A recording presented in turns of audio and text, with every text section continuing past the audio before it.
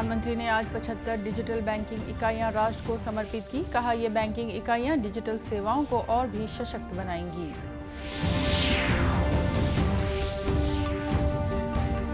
छत्तीसगढ़ विधानसभा के उपाध्यक्ष मनोज मंडावी का आज दिल का दौरा पड़ने से हुआ निधन।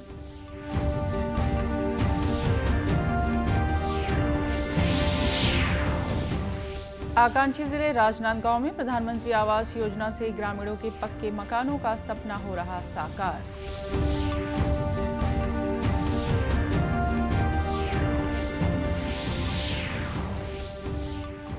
और राजधानी में अंतर्राष्ट्रीय कृषि मड़ई का हो रहा है आयोजन। खेती की उन्नत तकनीकों की जानकारी ले रहे हैं किसान।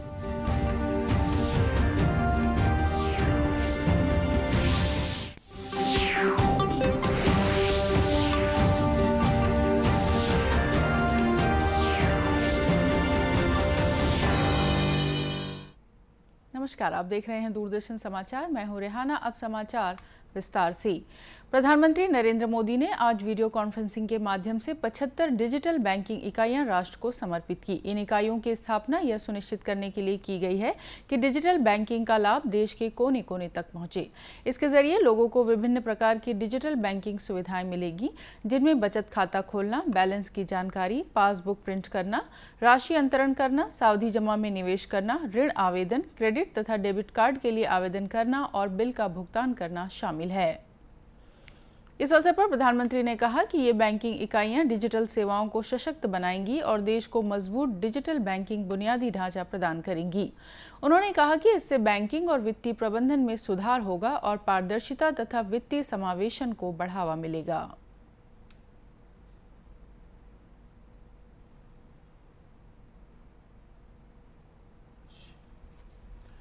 पचहत्तर डिजिटल बैंकिंग यूनिट्स देश के 75 जिलों में धरातल पर उतर रही है।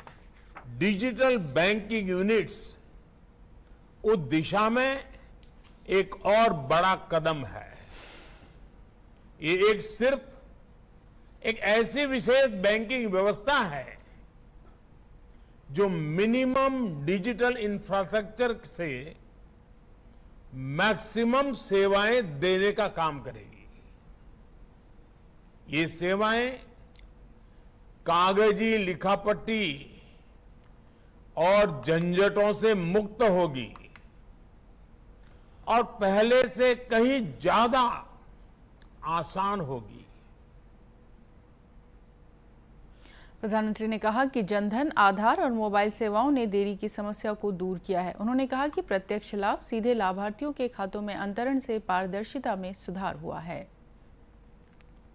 छत्तीसगढ़ विधानसभा के उपाध्यक्ष और भानुप्रतापपुर से विधायक मनोज मंडावी का आज दिल का दौरा पड़ने से निधन हो गया। आज सुबह उनके सीने में अचानक दर्द हुआ, जिसके बाद उन्हें धमतरी के अस्पताल ले जाया गया, जहां डॉक्टरों ने उन्हें मृत घोषित कर दिया। श्री मंडावी का अंतिम संस्कार चारामा के पास स्थित उनके पैतृक निवास नथिया नवागांव में किया जाएगा। राज्य सरकार ने श्री मंडावी के निधन पर एक दिन के राजकीय शोक की घोषणा की है। विधानसभा उपाध्यक्ष के निधन की खबर के बाद प्रदेश में शोक की लहर छा गई। राज्यपाल अनुसुईया उइके ने मनोज मंडावी के निधन पर शोक व्यक्त करते हुए कहा कि उन्होंने अनेक महत्वपूर्ण पदों पर रहते हुए प्रदेश और अपने क्षेत्र के विकास में बड़ी भूमिका निभाई है। वहीं मुख्यमंत्री भूपेश बघेल, विधानसभा अध्यक्ष डॉक्टर चरणदास महंत, नेता प्रतिपक्ष नारायण चंदेल सहित मंत्रिमंडल के सदस्यों और पक्ष विपक्ष के नेताओं ने उनके निधन पर गहरा दुख जताया है। मुख्यमंत्री ने अपने शोक संदेश में कहा है कि मनोज मंडावी वरिष्ठ आदिवासी नेता थे। वे नवगठित छत्तीसगढ़ के गृह राज्य मंत्री और विधानसभा के उपाध्यक्ष सहित अनेक महत्वपूर्ण पदों पर रहे और प्रदेश की सेवा की। मध्य प्रदेश के विधानसभा में चुने गए। भानुप्रतापपुर क्षेत्र से अनेक बार वो विधायक बने, मंत्री भी थे छत्तीसगढ़ बनने के बाद, और उसके बाद अभी विधानसभा के उपाध्यक्ष। और आसंदी में जिस प्रकार से वो संचालन करते थे, पक्ष विपक्ष सभी के लोग उसकी प्रशंसा करते थे। बहुत ही सीधे सपाट बोलने वाले,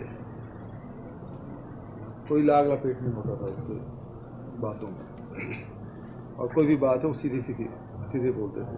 उस क्षेत्र को आदिवासी समाज को, प्रदेश को, पार्टी को और व्यक्तिगत रूप से जो क्षति है इसकी भरपाई कभी नहीं की जा सकती। और मैं उसकी अंतिम यात्रा में शामिल होने जा रहा हूँ।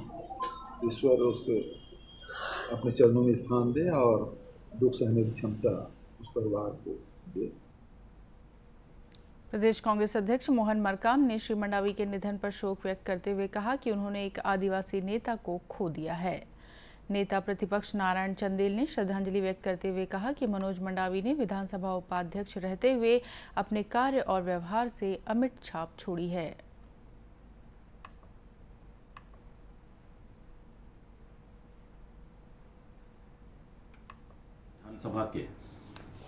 विधानसभा के उपाध्यक्ष माननीय श्री मनोज मंडावी जी के निधन का अत्यंत ही दुखद समाचार प्राप्त हुआ। मंडावी जी अत्यंत ही सहज, सरल और विनम्र व्यक्तित्व के धनी थे। वो आम आदमी के आवाज थे। बस्तर क्षेत्र में आदिवासी भाइयों के लिए, किसानों के लिए, गरीबों के लिए वो हर समय पूरे जीवन भर उन्होंने लड़ाई लड़ी और उनकी आवाज़ वो सदन से लेकर सड़क तक उठाते रहे। हम सब लोग मनोज मंडावी जी के निधन से अत्यंत दुखी हैं। कांकेर के सांसद मोहन मंडावी ने श्रद्धांजलि व्यक्त करते हुए कहा कि मनोज मंडावी हमेशा क्षेत्र के विकास की बात करते थे। संसदीय कार्य मंत्री रविंद्र चौबे, स्वास्थ्य मंत्री टीएस सिंहदेव, आबकारी मंत्री कवासी लखमा ने भी उनके निधन को अपूरणीय क्षति बताया है। भाजपा के प्रदेश अध्यक्ष अरुण साव ने श्री मंडावी को संभावनाओं से परिपूर्ण आदिवासी नेता बताया। मनोज मंडावी वर्ष 1998 में अविभाजित मध्य प्रदेश विधानसभा के विधायक बने। वहीं वर्ष 2013 और 2018 में छत्तीसगढ़ विधानसभा के सदस्य निर्वाचित हुए। वे छत्तीसगढ़ आदिवासी विकास परिषद के अध्यक्ष भी रहे। मंडावी आदिवासी समाज की उन्नति और अपने क्षेत्र के विकास के लिए सदैव प्रयासरत रहे। नए राज्य छत्तीसगढ़ में वे पीडब्ल्यूडी और नगरीय प्रशासन विभाग के मंत्री रहे। इंदिरा गांधी कृषि विश्वविद्यालय रायपुर और राज्य सरकार के कृषि विभाग की ओर से अंतर्राष्ट्रीय कृषि मड़ई का आयोजन इन दिनों रायपुर में किया जा रहा है। 18 अक्टूबर तक चलने वाले इस मेले में अंतर्राष्ट्रीय चावल अनुसंधान संस्थान, फिलीपींस, नाबार्ड और अन्य संस्थाएं भाग ले रही हैं। यहां प्रतिदिन सैकड़ों लोग मड़ई देखने पहुंच रहे हैं। यहां आने वाले लोगों ने बताया कि फसलों के उत्पादन, कृषि उपकरण और अनुसंधान के बारे में उन्हें नई जानकारियां मिल रही हैं।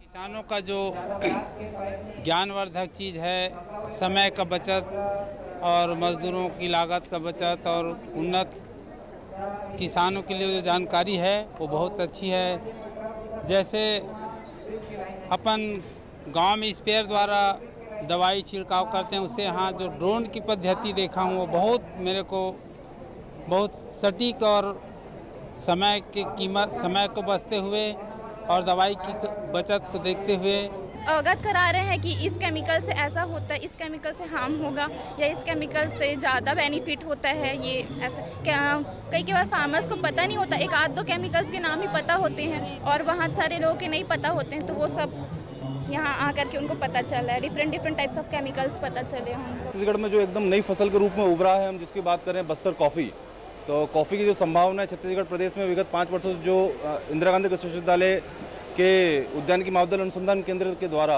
जो परियोजना लगाई गई थी, उसका जो उत्पाद है बस्तर कॉफ़ी, उसको हम यहाँ पे लेके आए हैं और आप देख रहे हैं कि इसमें बहुत अच्छा रिस्पांस मिल रहा है। कई किसान हैं जो जानने की कोशिश कर रहे हैं क्या उनके क्षेत्र में भी इसकी खेती संभव है।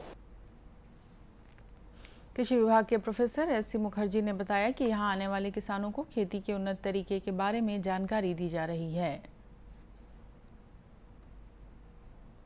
किसान मेला है, इसमें विभिन्न देश के लोग भी आए हुए हैं और छत्तीसगढ़ के अन्य प्रदेश के भी किसान बंधु यहाँ पे आए हैं और किसानों को कोशिश किया जा रहा है कृषि के नए तकनीक जो हमारे वैज्ञानिकों के द्वारा डेवलप किया गया है उसके बारे में यहाँ प्रदर्शित करके बताने के लिए। और ये जो पाठशाला का आयोजन किया जा रहा है, इस पाठशाला में जो कृषक बंधु आ रहे हैं, क्योंकि सरकार की मंशा है कि छोटे छोटे चीज़ों से भी किस तरह से किसानों को ज़्यादा से ज़्यादा फायदा हो, और हमारा विश्वविद्यालय के द्वारा बहुत ही एग्री यूनिट फेस्ट का जो कार्यक्रम किया गया है, इसमें बहुत से एग्री स्टार्टअप प्रारंभ किया गया है जिससे किसान को डायरेक्ट फायदा हो रहा है। कृषि मड़ई में परिचर्चा संगोष्ठी का आयोजन किया जा रहा है, जिसमें कृषि विशेषज्ञ विभिन्न जानकारियां किसानों और आने वाले लोगों को दे रहे हैं। छत्तीसगढ़ हस्तशिल्प विकास द्वारा पंडरी स्थित हाट में दीपावली महोत्सव प्रदर्शनी का आयोजन किया जा रहा है। 21 अक्टूबर तक चलने वाले इस प्रदर्शनी में हस्तशिल्प और हथकरघा वस्तुओं की बिक्री की जाएगी। छत्तीसगढ़ के विभिन्न विधाओं से जुड़े 35 शिल्पकार यहां अपने उत्पादों की बिक्री कर रहे हैं। इस बारे में हस्तशिल्प विकास बोर्ड के महाप्रबंधक SL धुर्वे ने बताया कि दीपावली के अवसर पर खासतौर से मृदा शिल्प के कलाकार अपने उत्पादों को लेकर आए हुए हैं।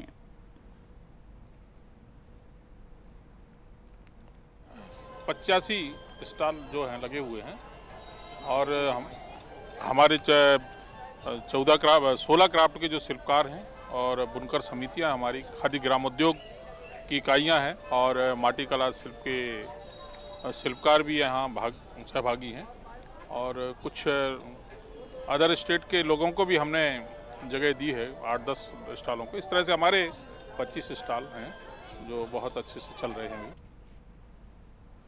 इस प्रदर्शनी में प्रदेश भर के लोग आकर खरीदारी कर रहे हैं। उनका कहना है कि एक ही स्थान पर विभिन्न उत्पाद वाजिब दामों पर मिल रहे हैं। ये सारी सजावटी चीज़ें हैं, कप से लेकर ग्लास से लेकर पर्स से लेकर और सोफे, सारी चीज़ें यहाँ पर अवेलेबल है और हैंडीक्राफ्ट है सर, सबसे मेन चीज़ तो ये है। मैं आज भी और कल भी आई थी जगह और काफ़ी कुछ खरीदती हूँ। काफ़ी कुछ बहुत अच्छा मिलता है, घर के सजावट का सामान, ज्वेलरी, हैंडमेड चीज़ें जैसे लेके सब कुछ, और खासकर दिवाली आ रही है तो उसके लिए भी काफ़ी कुछ सजावटी सामान मिल जाता है। जगह बहुत अच्छा है, सब इतना अच्छा डेकोरेटिव सामान, और यहाँ पे भी सब बहुत अच्छा है। दीपावली महोत्सव प्रदर्शनी में छत्तीसगढ़ के ढोकरा, लौ, कास्ट कलाकार सहित 25 बुनकर समितियों के सदस्य, खादी तथा बिलासा के भी कलाकार अपने उत्पादों का स्टॉल लगाए हुए हैं। केंद्र सरकार आकांक्षी जिलों के ग्रामीण क्षेत्रों में रहने वाले लोगों के जीवन स्तर में सुधार के लिए अनेक योजनाएं चला रही हैं। इसी तरह आकांक्षी जिला राजनांदगांव के ग्राम पंचायत कातुलबोड़ भाटा गांव में प्रधानमंत्री आवास योजना का लाभ लेकर ग्रामीणों को पक्के मकान मिलने का सपना साकार हो रहा है। ये लोग कभी कच्चे मकानों में रहते, जहां बारिश के दिनों में उन्हें रहने में काफ़ी परेशानी होती थी। जिन हितग्राहियों को प्रधानमंत्री आवास मिले हैं, उनका कहना है कि अब बारिश के दिनों में भी उन्हें कोई परेशानी नहीं हो रही है।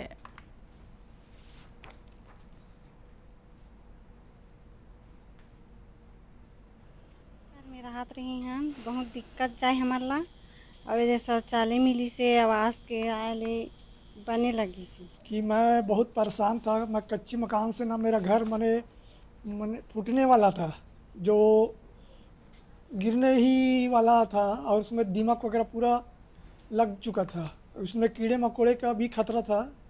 वो सबसे अभी शांति मकान बनने के बाद मिल रहा है। हमें बहुत परेशानी होती थी, पहले पढ़ाई लिखाई में भी बहुत परेशानी होती थी। बरसात के दिनों में अक्सर बहुत परेशानी होता था, वो लाइट चली जाती थी, लाइट में भी परेशानी होती थी। ग्राम पंचायत के सचिव वीरेंद्र कुमार साहू का कहना है कि केंद्र सरकार की जन कल्याणकारी योजनाओं का लाभ ग्रामीणों को मिल रहा है। प्रधानमंत्री आवास जो कि शासन की एक महत्वपूर्ण योजना है, जिसमें लगभग 53 हितग्राहियों को आवास योजना का लाभ प्राप्त हुआ है, जिसमें से अभी लगभग 28 हितग्राही जो स्थायी प्रतीक्षा सूची में नाम है जिनका, जो अपने आवास की राह अभी भी देख रहे हैं। साथ ही ग्राम सभा से अनुमोदित लगभग 92 हितग्राहियों का नाम जो है आवास प्लस में सम्मिलित है। गौरतलब है कि करीब 1700 की आबादी वाले ग्राम पंचायत कातुलबोड़ भाटा गांव में करीब 400 मकान हैं, जिनमें 53 पक्के मकान प्रधानमंत्री आवास योजना के तहत बनाए गए हैं। वहीं 28 हितग्राही ही अभी प्रतीक्षा सूची में शामिल हैं। अब कुछ खबरें जिलों से।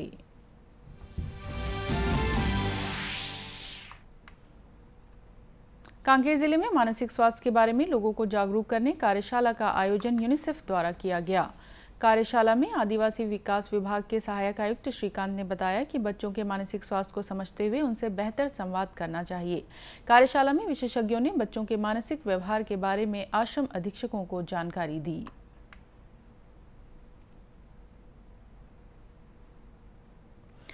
जांजगीर चांपा जिले में मनरेगा के तहत इस साल 88 लाख मानव कार्य दिवसों का लक्ष्य रखा गया है और मनरेगा के तहत जल संरक्षण, अमृत सरोवर तथा नरवा विकास से जुड़ी अनेक परियोजनाएं संचालित की जाएंगी।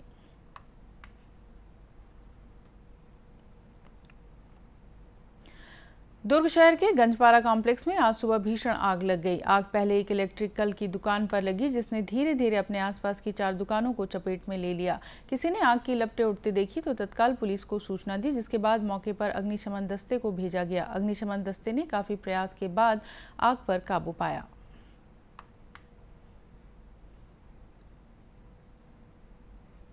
बेमेतरा जिले के साजा में तहसीलदार और नगर पंचायत के मुख्य कार्यपालन अधिकारी ने विभिन्न वार्डों में सफाई कार्यों का निरीक्षण किया। उन्होंने सफाई कर्मियों से कहा कि दीपावली के मद्देनजर सफाई का विशेष ध्यान रखें। उन्होंने खुले स्थानों में रहने वाले बेसहारा लोगों के रहने के लिए शेड बनाकर देने के निर्देश अधिकारियों को दिए।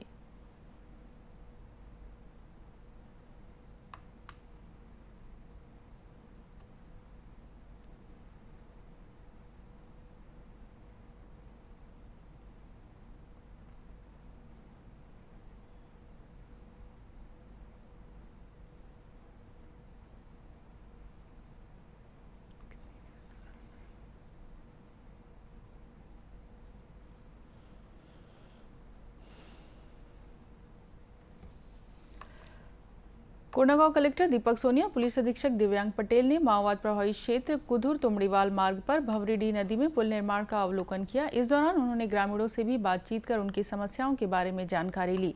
ग्रामीणों ने स्वच्छ पानी नहीं मिलने की बात कही। इस पर कलेक्टर ने कहा कि क्षेत्र में पेयजल की नियमित आपूर्ति के लिए 5 हैंडपंप लगाने की स्वीकृति लोक स्वास्थ्य यांत्रिकी विभाग से मिली है, जिसे जल्द ही लगा दिया जाएगा। और इसी के साथ ये समाचार बुलेटिन समाप्त हुआ। नमस्कार।